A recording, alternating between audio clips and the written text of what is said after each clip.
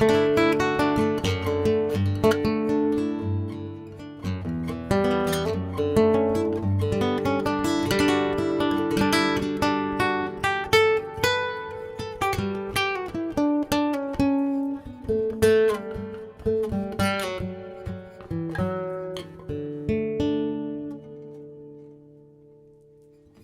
guys. Hope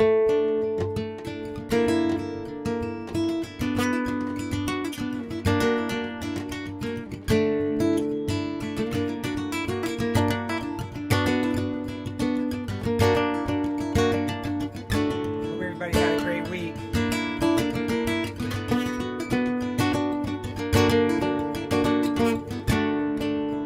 Boo and I just got back from the airport.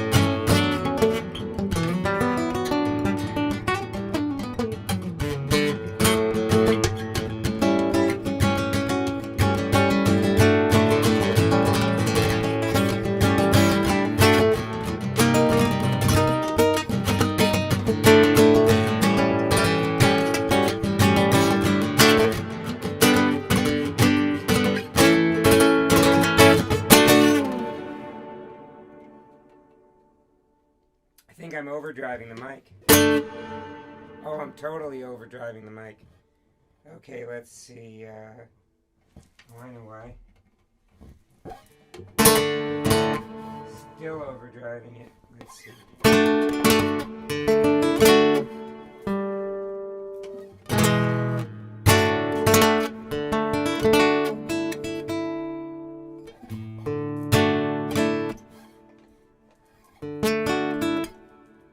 I hope that's better. I guess that was probably distorted.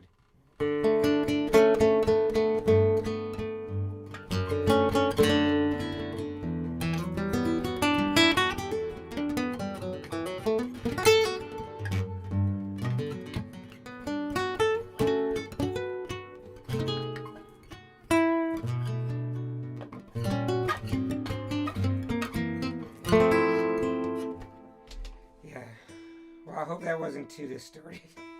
I just saw the red. I have the guitar set up for my friend Bill's guitar. That was in here for repair a couple of days ago. And I had the volume turned up really loud. Because his guitar ain't as hot as mine. It's hot, it's just a different kind of hot. Freddie. Micah, Desiree, nice to see you guys. Boy, traffic was crazy coming back from the airport. It was a little nuts, I have to say. Look, there's Linda. Okay. Okay, let's see.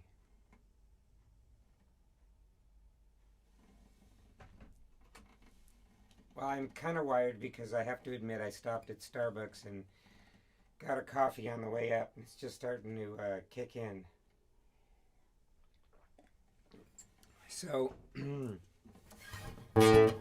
hopefully I don't play too fast. I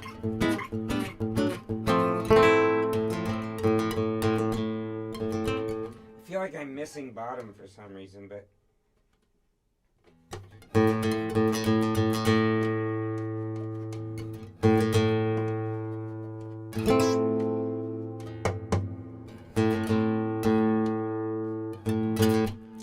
I don't know. It is what it is, right? This is one of my favorite songs for warming up. It's called Sweet and A, and I wrote it for a student who's trying to learn his chords, diatonic chords. And this years ago, and it turned into a song that's really funny, fun to play, not fun.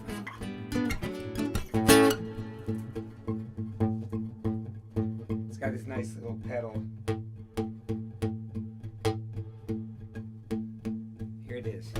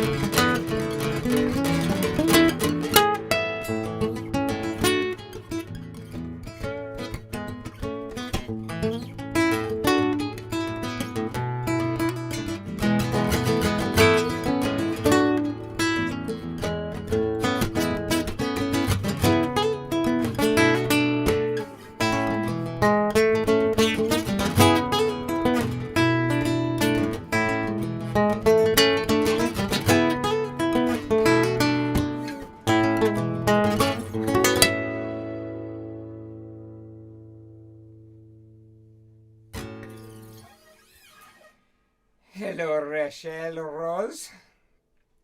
Gracias. Yeah, nice to see everybody here. And feel free to say hi if you're watching. Or stay anonymous. You can stay anonymous.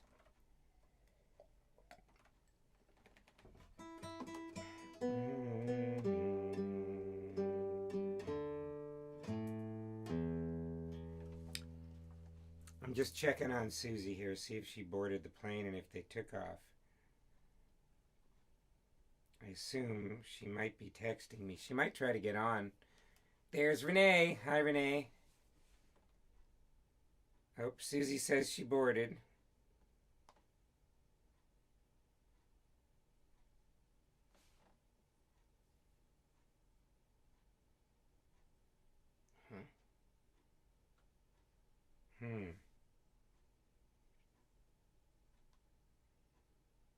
Okay.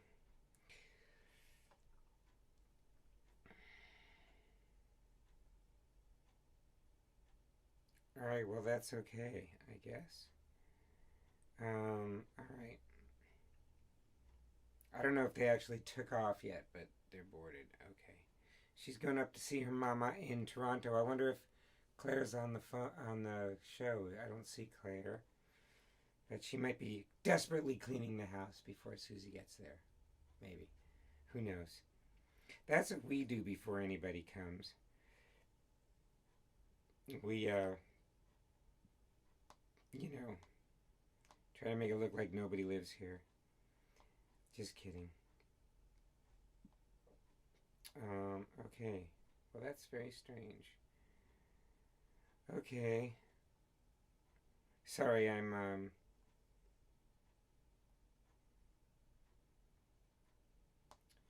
all right. Okay.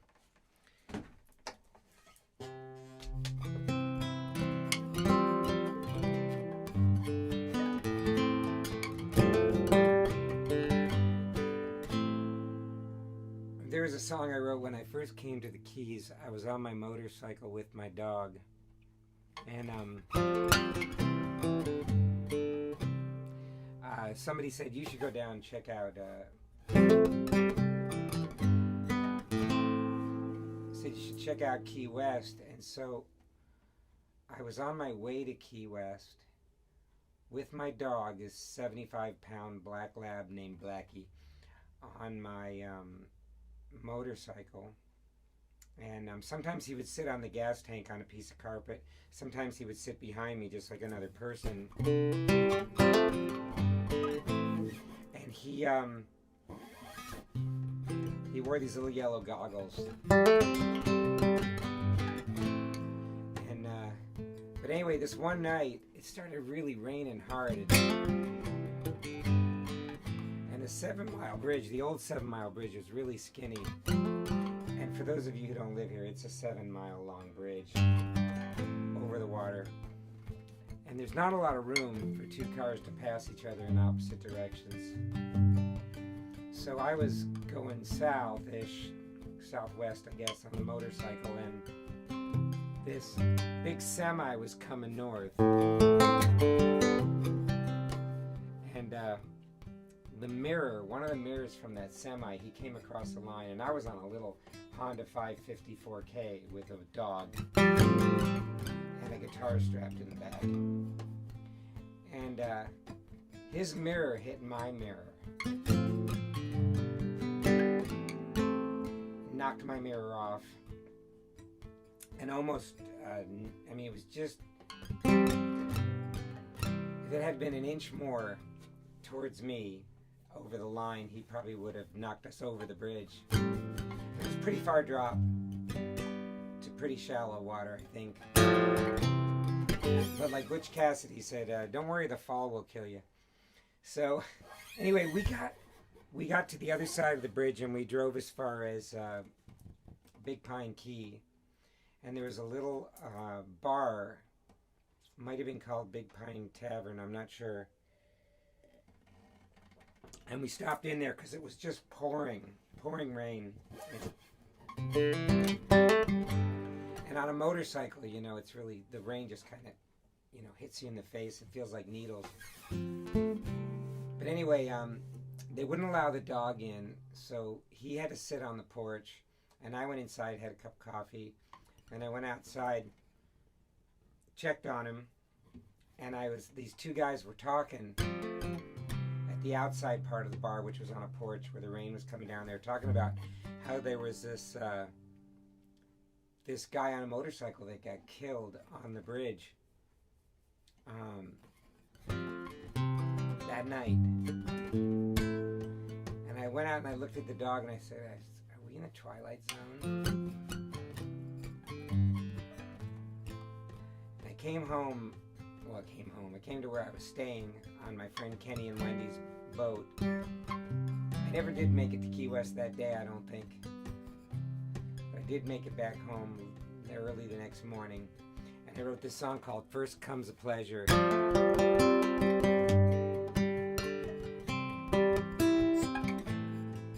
Maybe I'll sing it to you one of these days.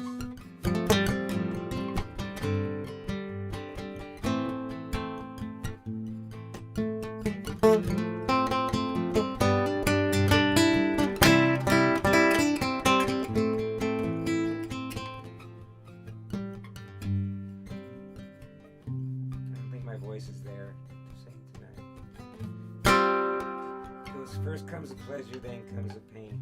Sitting on the side and waiting out the rain. Motor's hot, she just won't make it. If I get tired, I'm right out, just have to fake it. Like you don't know any better than me. 'Cause when your wires are wet and you just can't see, feel like you're jumping. You're gonna drown, then you ease up on the throttle and you're back on the ground. First comes the pleasure, then comes the pain. First comes the pleasure, then comes the pain. Katie don't know why she can't hold her man.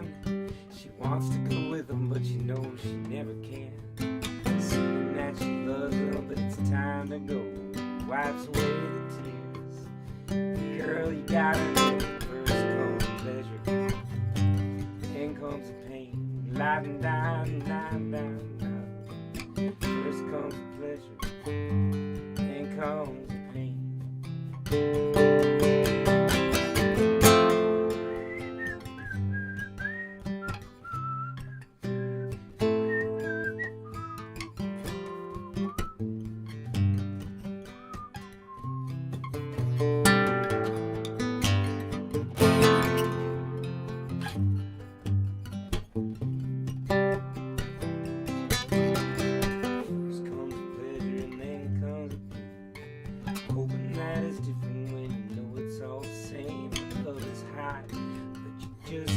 Take it, you don't build a heart if you're only gonna break it. Katie don't know why she can't hold a man. She wants to go with him, but she knows she never can. See that she loves him, it's time to go. First comes the pleasure, then comes the pain. First comes the pleasure, comes pain.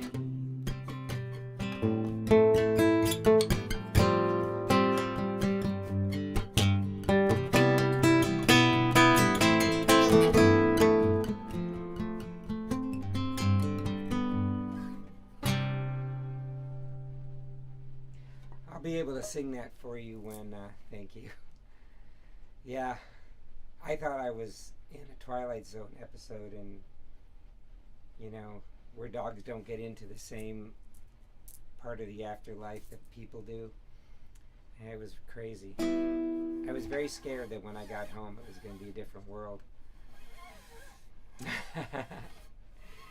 Yeah, someday my voice will be, it's getting better. I couldn't talk for almost 2 years. I had a really bad throat thing going on, but it's getting better and better.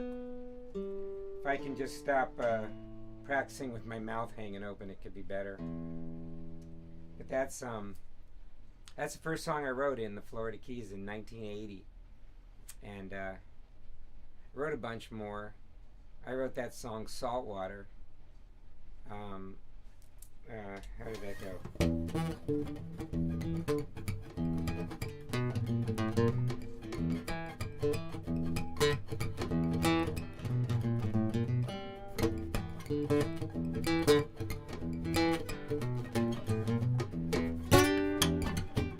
So Saltwater. So I had a really horrible job when I first came here, which we won't talk about. But the only people that I thought lived here when I first moved here were mostly just like smugglers and real estate agents. I hadn't discovered all the fishermen yet.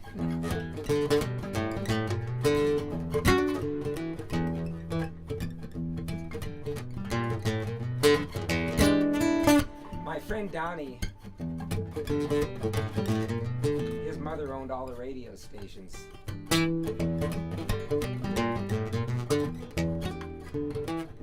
I'm sorry, Eddie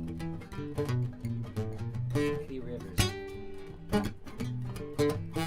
And he gave me an electric guitar like the first week I was here. And I wrote this song on that guitar. It was a Telecaster with a camouflage Telecaster, which got permanently borrowed later on.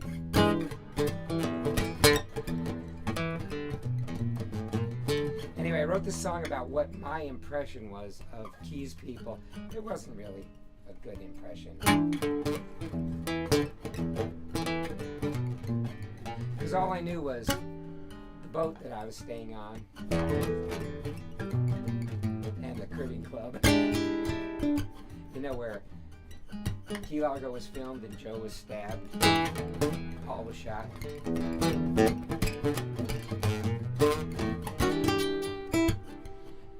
There was a lot of bales floating in. Let's see if I can sing this one.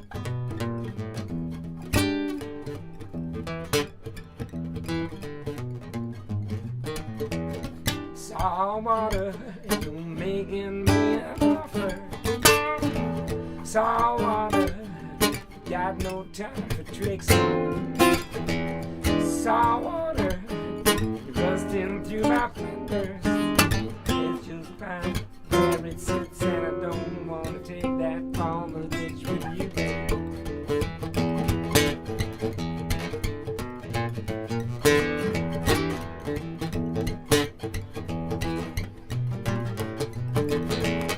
Saltwater only talks in riddles. Saltwater, she just gives me a hint. Saltwater, she came with happy endings. It's just fine. After the wine, spent all of my money on one last night.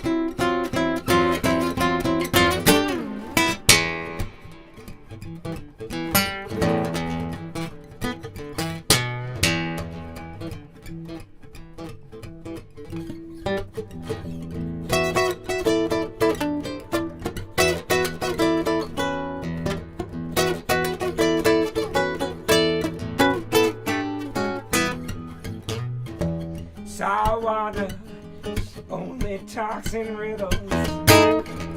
Salt water, she just gives me a hint. Salt water, so bad with heavy endings. My hair's just fine where it sits and don't wanna take that all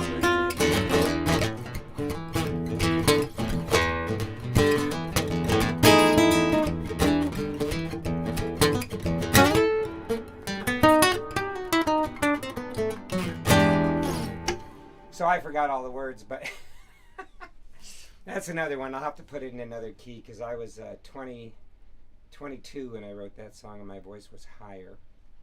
But and there's a bunch more that I wrote back then. Like there was a bunch of songs that I wrote with my friend Beverly, who is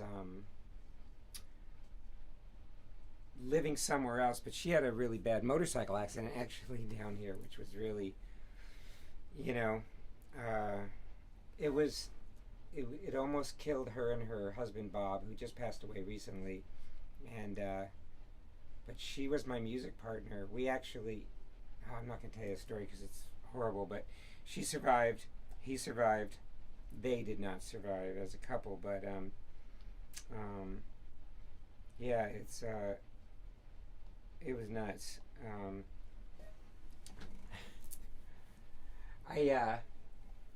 But when I married Susie, everything changed musically for me because I was still working in electronics and had my camera repair shop, like full-time underwater camera repair mostly, and also designing electrical / optical RF things, electronic things, which was how I made most of my living.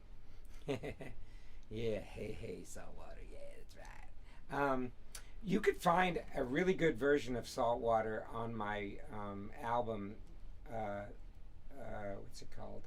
The Reason Why, which came out in the early 90s, and it's with the band and Mark Berner playing flute on it, and I think it might be Andy Russell on drums, I'm not sure. Andy's a great drummer. I just talked to him on the phone a few minutes ago. But, and you'll hear how the song's supposed to go. I still haven't figured out a way to do a solo version on it. Although, I played my first version of that in Eddie Rivers' studio, which is now a copier store that my friend George owns, but went from a bowling alley to a radio studio and to a copier store. But, they played that on WXOS, and I remember I had to fly back home to Buffalo for a wedding or something, and I came back in, and I was driving my old van back from the airport, and I was in Miami, and I heard myself singing this song on the radio, which was, I guess, the first time I was on the radio. Yeah, that's a cool song, too. And I didn't realize that Eddie had recorded me in the studio and had been playing it on the radio, so that was kind of funny. Oh, that's so funny. Well, it's so funny, you know, because Jody, I wasn't going to fix cameras for a living, but I was working for Jody fixing the Noritsu machine and helping run the, you know, cash register and stuff. It was a long time ago, and he got mad and threw one of his cameras at the wall. He was having a bad day, and then he gave it to me and he says, "You fix stuff, fix this or you're fired." I think he was kidding. And I said, "All right, I'll try." And I took it home, took it all apart, and I fixed it, and he was thrilled. And he says, "You should fix cameras." So I did start fixing cameras. And to be fair, I did go to school for that kind of stuff, not exactly that kind of stuff. But it ended up being a really good way to meet people down here and kind of matriculate out of my other work into something that was more independent. Although it was still scary. We got a lot of scary people at our door. Because when you work on like optical stuff, you get all the smugglers and the criminals, and you get all the cops too, all the different varieties of cops who also use that kind of equipment. So it kind of was still in that realm. It's definitely interesting. when I went to started doing music full time, it was a life-changing thing. So Susie, my wife, Susie, as we know, she has these vivid dreams, and she always had. And early on, when we were first married, I think before Nyan was born, definitely before Nyan was born, she used to have the habit of waking me up first thing in the morning. You know, she'd shake me, wake me up. You awake, you awake, you awake. Okay, I'm awake now. And she would recite her dreams to me as soon as she woke up, so that I could remember them for her, because she couldn't remember them. And then she would test me on them as she was telling me, okay, repeat it back to me. What was the dream? So she had this one dream, and it was about this, I don't remember the whole dream, but there was this funeral that we were at, or a wake, and there was a guy in a casket, and it was a party funeral, right? So all these people were dancing, but they were taking a particular kind of substance that was making them dance this acrobatic tango, you know, and it was kind of like the Elaine dance on Seinfeld, exactly, the F stop, and so she was describing the dance to me, and it was very strange, and I was vividly seeing this dance in my head. And so anyway, in the dream, somebody had given the guy who was in the casket some of this substance, which I guess was, you know, some sort of weird drug, and he got up out of the casket and started walking towards his car, and he wanted to drive his car, and his daughter said, or granddaughter gets, "Grandpa, get back in that casket. You are dead, dead, dead. You're not allowed to drive your car because you're dead." And then he started dancing the dance with everybody else, which was it was a very surreal kind of like Corpse Bride kind of I mean, I don't know how it was in Susie's head, but this is how I interpreted it. But anyway, she described the song that they were playing, and she knew the title of the song that everybody was dancing to, and it was called the Bo Bit Za. So I wrote the Bo Bit Za to her dream, and this is that song. That was a long journey to get to this song. But the acrobatic tango is what you have to remember, and it's like people all like dancing with their backs arched impossibly backwards, kind of like the Lorax, right? And this song is in 3 different time signatures. Beginning it is in 10. The bridge is in 11 and 12. Actually 12 and 11. Not 4, Micah. I'll count it for you. 1, 2, 3, 4, 5. 1, 2, 3, 4, 5. 1, 2, 3, 4, 5. 1, 2, 3, 4. Or you count like this. 1, 2, 3, 4, 5, 6, 7, 8, 9, 10. It's what makes the song turn sharp angles.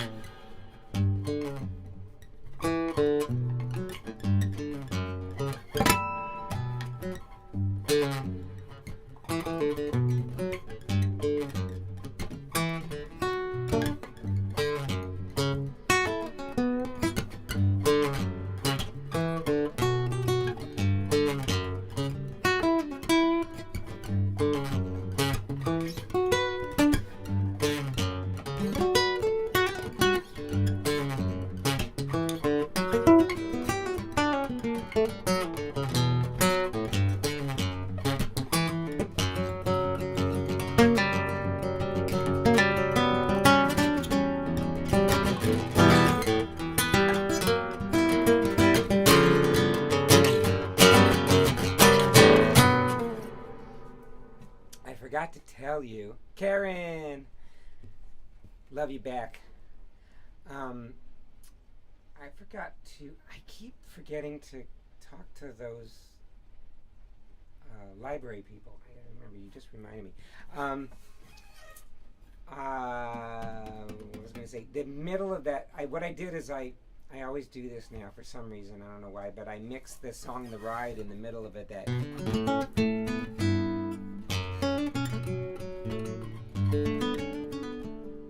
That song, which I wrote on the way down to the Keys in Dismal Swamp on US 95 in I-95, and I wrote it to the bumps in the road, those little expansion bumps in the road on the motorcycle. Boom, boom, boom, boom, boom, boom, boom, boom, boom, boom.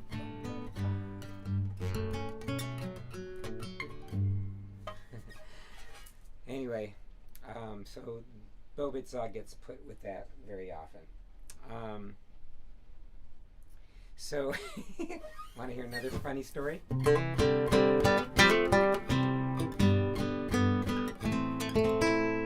So my friend Robert and I had a gig playing for Julia Child's birthday party. I think it was her 85th birthday or something like that. She was old. It was on Fisher Island or Star Island, one of those places in Miami. And Susie and I were newlyweds, and of course she's an amazing cook, went to cooking school. And I call her a chef. She doesn't call herself a chef, but she's totally a chef. And she asked if she could come along, and we did not have permission to bring anybody, and she was very pissed off about that. But because after all, it was Julia Child's, and they had the 12 top chefs of the world, or of the North America, I guess, our world, cooking their signature dishes for her. And so there was a couple hundred people, and it was at some little auditorium with a stage, and all this food came by. Of course, we didn't get to eat anything. We were just playing a little, rinky-dink jazz gig for all the people there, and Julia Childs got completely hammered. And she made a speech towards the end of her time there, because I don't think she made it through the whole thing. She was completely hammered, and she gets up to make a speech, and the part of the speech that I remember is she said, "Children these days, they just, they're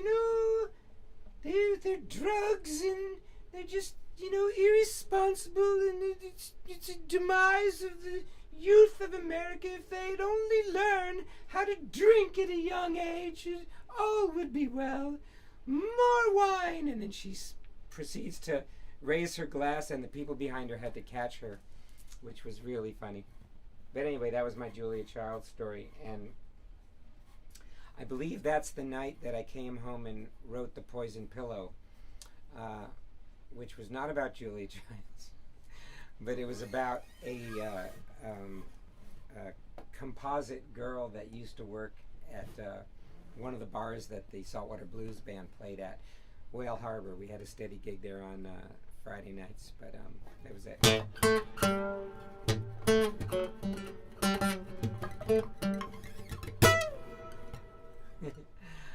I'm not going to play that song, but I will play it someday soon.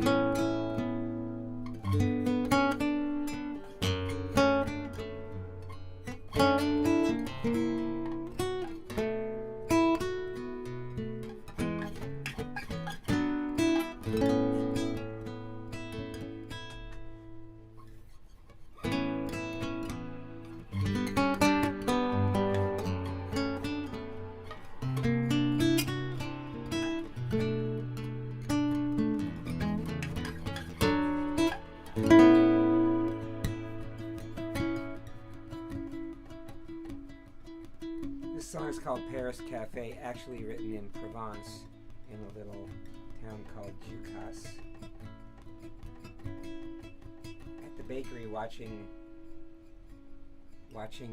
hot air balloons. They were having a hot air balloon festival. So we're surrounded by hot air balloons and hummingbirds. And that's what this song reminds me of. But it was a cafe, it just was not in Paris.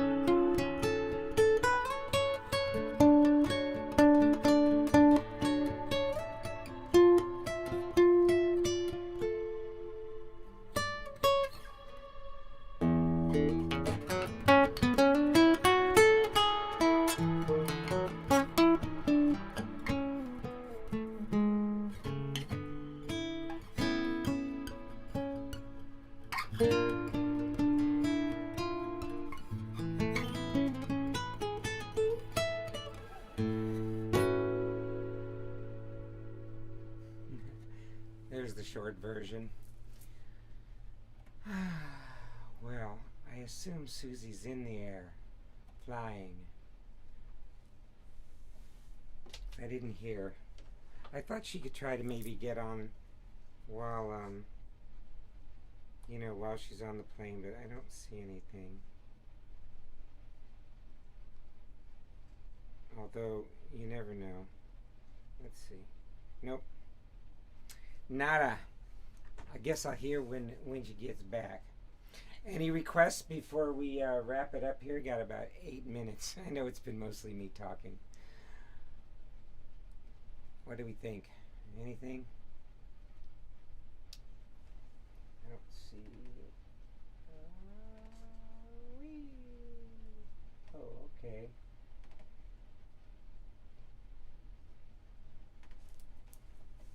Is it up to me? If it's up to me, you know what I'll do.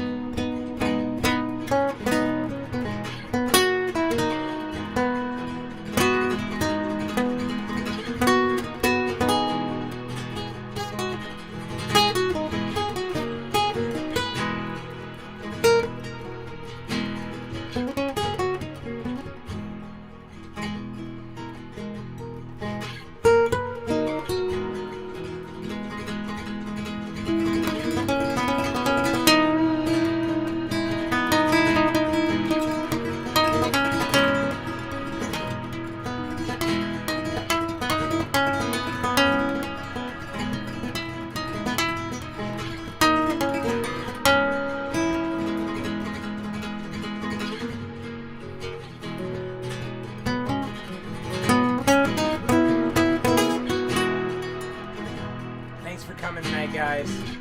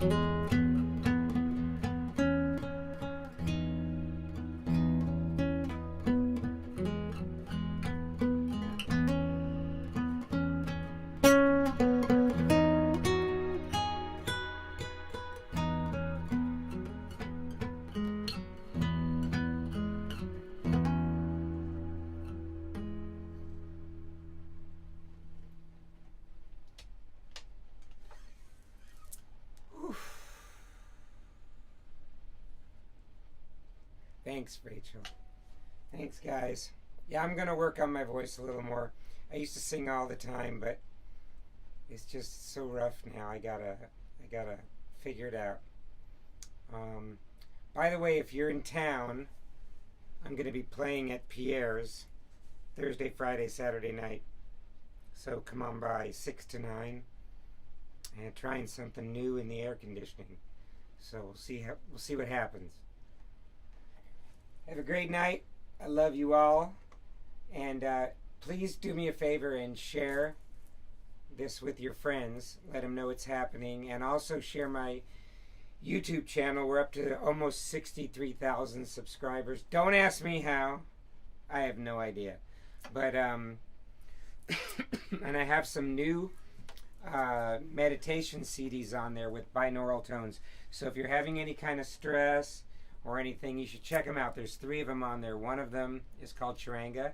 It's got 6 hertz tones on there. It's really good for kind of going to sleep or just chill meditation. And then there's one called Reflections, which has more of a inspirational kind of spiritual vibration mixed subliminally in there. And then there's another one on there which has dual tones, and you'll see it. It's got a picture of Susie's birthday card on it. You'll see it's a very kind of a you'll see it on there. There's only 3 of those meditations with music on there, and let me know what you think of those things. They're really cool, and I'm going to be making a bunch more. I started making them for guitar students, but a bunch of my friends are saying that they're helpful for them, especially with the times we are living in. But anyway, and let me know if they're helpful to you. That would be really, it would be good for me to know whether you tried those. Definitely, yeah, you should try it, Rachel. It's very cool. See if it works for you. There's nothing mystical about it. It's just binaural tones at the frequency that you, different brainwave frequencies, like the 6 hertz is the one that's almost at sleep, but kind of coming out of dream state, which is really good for, you know, relaxing and forgetting about the world for a minute. All right. Love you guys. Have a great week. We'll see you soon. Peace.